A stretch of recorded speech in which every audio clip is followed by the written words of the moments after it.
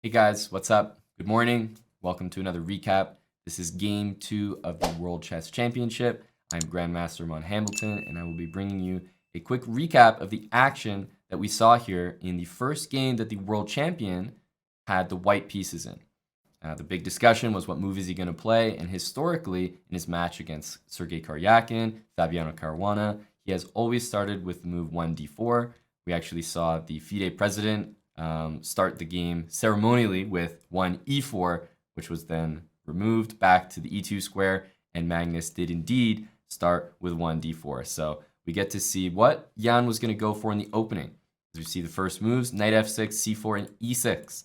This is already a decision by Nepomniachtchi not to play g6, for example, going into the Grunfeld, which is another opening that he likes to employ. But, the Grunfeld is definitely an opening where Magnus and his team over the last months, years, whatever have you, they've definitely come up with something against this. And in the first game where Magnus has white, it looks like Nepo said no. We're going to play e6 this time. And after knight f3, certainly at the top level, this move is sort of an indication that the game is going to go towards a Catalan. Openings like c5 going into the Benoni are just not as common. The same with bishop b4 check, the Bogo. So we do see d5 and the starting moves of the Catalan. Now, if black was planning on playing c6, more solid structure, you'll actually usually see the move bishop b4 check, and then bishop back to e7. And this is some grandmaster stuff, guys. I don't pretend to know everything here, but bishop d2 is often misplaced and ends up needing to move again.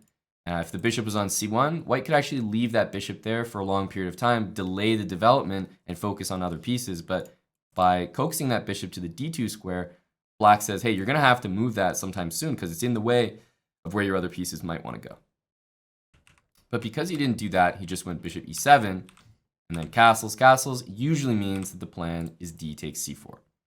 Black takes this pawn, and the plan is not always to hold on to this pawn forever, but similarly for white, the plan is not always to just recapture it as soon as it's available. A lot of times white plays this position with compensation, which means he's not interested in taking that pawn back straight away. It's not just about recovering the material, but about playing with the imbalances in the position. The piece play that white has is going to be compensation for that pawn that's lost on c4.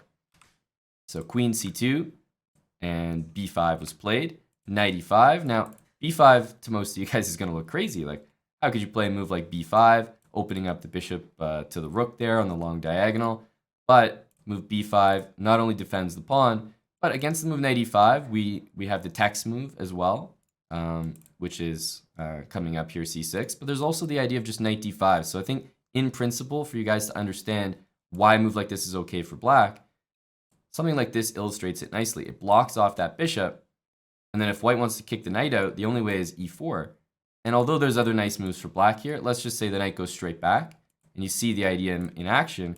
The pawn on e4 now blocks white's own bishop. So black's long diagonal is actually pretty safe here. And he doesn't have to worry about it as much as you might think when you see the move b5. Visually, b5 looks kind of crazy. So b5, knight e5. We do see the move c6, which is what Jan decides to go for. Again, if white just simply takes this, rook b8 happens, and black's got that pawn protected. He did give the pawn back on c6, but he'll be able at some point to challenge the diagonal here. The d4 pawn is hanging. I think black's position is very, very fine from the opening. a4, a standard move by white. He wants to take this pawn, and guess what? You can't take back because of the rook. And so we do see that move that I was mentioning earlier that black often relies on in the Catalan when they play dc4. Knight d5 plugs the position, stops the bishop from hitting the rook on a8. So now after pawn takes, black can take back very comfortably. And again, if e4, there's always going to be a knight move back, and the pawn will block the bishop. That's the main idea. Knight c3, f6, kicking away that knight. I mean, black's knight can't develop at all when the knight's just sitting there hitting the pawn on c6. Knight back to f3, and we see the move queen d7. Definitely a weird looking move. It feels like it blocks a lot of pieces, but it also guards the b pawn. Black's bishop will get to b7, which is the square it wants to go to. And that knight, although it looks like it doesn't have any squares at the moment, keep in mind a6 to b4. It's also a very reasonable path that the knight can use to develop. So Magnus decides to go for e4, and we go down a bit of a forcing path here where black gets access to d3. Remember, he's still up that pawn that he's been hanging on to, for dear life the whole game. And after knight d3, we see e5 from Magnus, and this is the first very committal forward move. And I think that at this point, Nepo had a decision. He could play f5, really close the position up, and try to put a knight on the d5 square. But remember, the move e5 also opens up that bishop, so pawn takes, pawn takes. You really do have to be careful about that rook on a8. So bishop b7 makes a lot of sense for that reason. And Magnus actually did take some time here, but eventually decided on pawn takes f6, which I think is the correct move. Black's one move away from playing f5 now that he doesn't have to worry about his rook. And f5 closing the position with this knight getting maybe to the d5 square. I don't know, it looks tough to break through to my eyes. So I like the move pawn takes here by Magnus. He now has e6 as a target. The bishop has just moved to b7, so it's not lending as much support there. And knight e4, logical response. Knight a6, I said that knight was going to be coming into the game at some point. Knight a6, very logical. Knight b4 or knight c7. Knight c7 defends the weak pawn on e6, the main weakness in black's position, and also wants to get in knight d5. And here Magnus played the move knight e5, which, seemingly, let's say, might drop a pawn, although there are some tactical reasons why that can't be played. But he also didn't decide to play knight takes f6 and just use the open file and the two bishops, which I think received a lot of criticism, especially from top players who were watching the game, just didn't understand maybe why not knight takes f6 first, and then maybe even a similar idea with knight e5. Magnus decides to go knight e5 immediately, and we get a very forcing line here, which I'll just play through. Knight c5, black activates the knight. Black's still up that pawn, let's not forget, and this knight on d3 plugging the whole d file. Magnus says, look, I'll take a knight on d6, and in exchange, I'll give you the exchange with knight b3. Now the c1 bishop's attacked, the rook is hanging, for nothing on a1, and instead of bishop e3, which might give the rook for the knight here, but it also gives this e-pawn, gets quite messy. Magnus decided, I'm going to play rook b1 so that, when you take this bishop, the resulting position is going to be an amazing knight, but I'm down the exchange, and keep in mind, there is still that pawn there that black has maintained the entire game. So we get a very interesting imbalance. I think after knight b3, again, bishop e3 was the other move, but Magnus didn't want to lose the exchange and lose his center pawn as well. So instead, he decides to give away the bishop pair. And although up till now, Magnus has executed some sort of plan, I actually think that Nepo's been playing phenomenally. He's kept that pawn, he's activated his pieces, he's won material, and I think up till now, for Nepo, this has got to be considered a win out of the opening. He's got a great position. It's definitely comfortable for white still, easy to play, but materially black is ahead. So I thought Nepo had done a great job up till now. Rook b8 is another fantastic move. If white takes here, and then maybe takes this piece, right? Black is laughing here at this point because he's still got that extra pawn, and although white won the material back, that's not good enough. Magnus has to win more than just his material back because he's just sacrificed material. He's down a pawn and he sacrificed the exchange. He needs a lot more in return. So I thought rook a b8 was a great move. And after rook d1, another move which I thought made a lot of sense, he goes bishop a8, does Nepo. And he says, look, you can take here, you can take here. There's all sorts of discovered knight moves. But after this happens, let's say the knight goes back. Remember, the black rook suddenly has an open file. There's c5 to trade these bishops. At the end of the day, black is up material. He's got that exchange extra. So it's not so easy for Magnus to just pickpocket a pawn, go back and say his position's great. Because rook b4, taking here, or doubling the rooks on the b file, I think black is getting a lot of pressure. So Magnus evaluates that and says, bishop e4 is what I want to play. And if black's not careful here, there's going to be some serious threats on the queen side. Like, if bishop e4 is not dealt with, we might see, queen h5 in the right moment. We might see bishop h7, queen h5, and rook d4 lifting the rook for a potential checkmate. So Nepo decides here to make a move that I think received a lot of criticism, but I actually thought it was a kind of clever move, c3. And the idea is to distract white from the king side entirely. If, white goes for the same sacrifice now, I think, the pawn eventually threatens to make a queen. White can't do that. And if white takes, the idea is for black to take. Then he gets an open file. He temporarily gets a passed a pawn, and he fully distracts white from any kingside shenanigans. So Nepo is just trying to get the position going. The computer gives a nice eval for black, but I think it's easy when you're in this game playing the world champion to not feel like you have as good of a position as the computer's -1 eval might give. So queen to c2 was played. Once again, if you're not playing a move like this, and let's say you're playing like, I don't know, let's just play a random move, for example.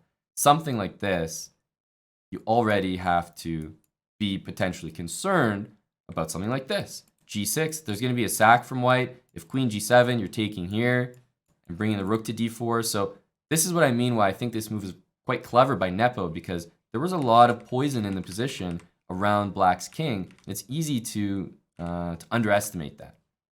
So c3, queen c2, hitting the pawn. There's no way you can allow that.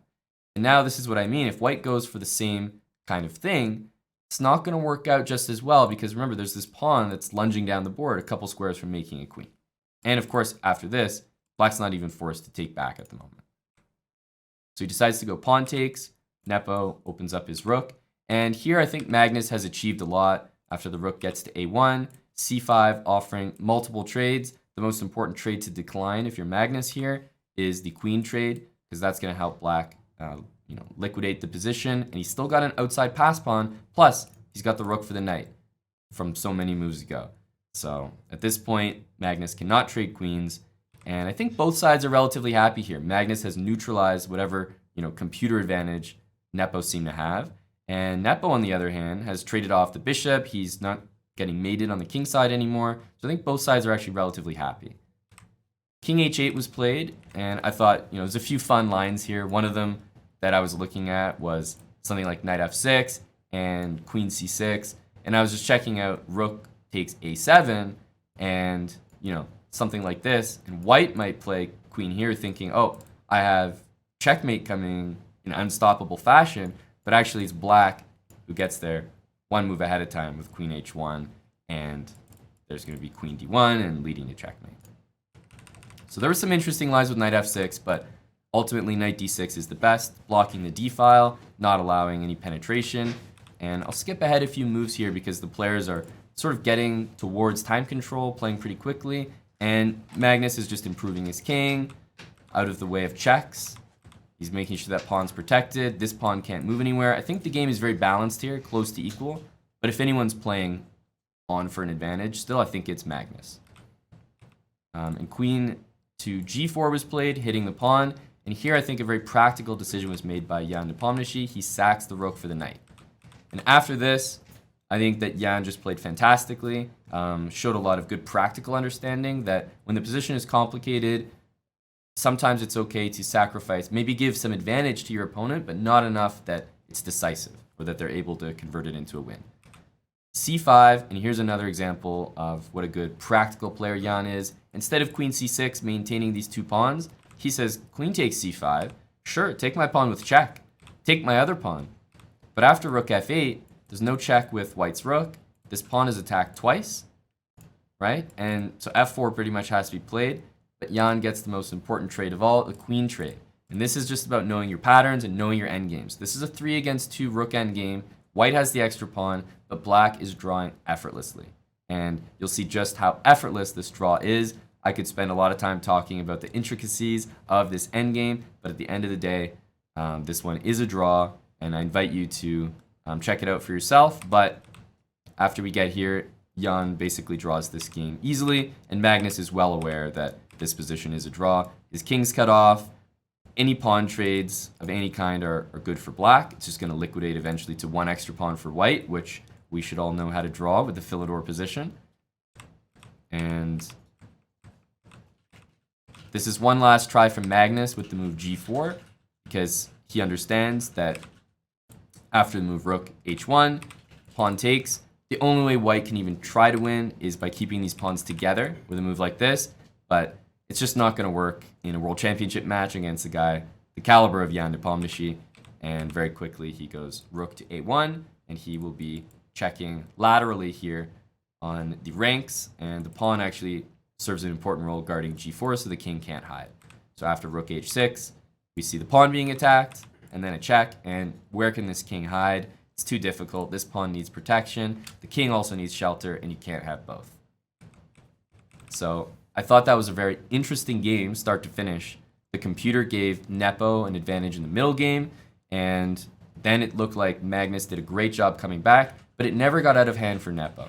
Right when Magnus's queen and knight looked very menacing, Nepo sacked the exchange back very practically, and even gave up a pawn just to make an easy draw. So he's using those endgames, those patterns that he knows. He's relying on them, and it obviously paid off here in the World Championship match. He was able to secure a very easy draw from what could have been a long struggle dealing with that menacing knight on d6. So all in all, it was a draw at the end of the day in game 2. Magnus against Nepomniachtchi is now 1-1 with 2 draws so far, and I'll be back tomorrow to give you guys the recap for game number 3.